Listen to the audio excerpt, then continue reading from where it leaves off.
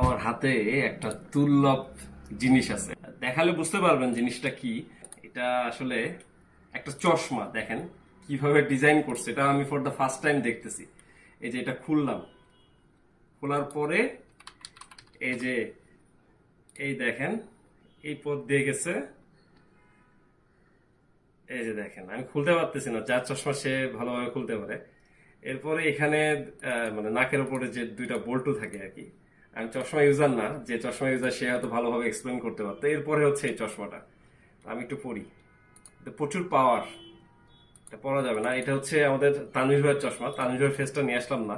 তো এই কাভারের মধ্যে চশমাটা রাখা হয়েছে, দেখেন প্রযুক্তি কত ডেভেলপমেন্ট হয়েছে। আমি আবার একটু ভাঁজ করে দেখাই, এই যে ভাঁজ করলাম, এরপরে এই যে এই এটা হচ্ছে সেই চশমা, আর এটা হচ্ছে কাভার।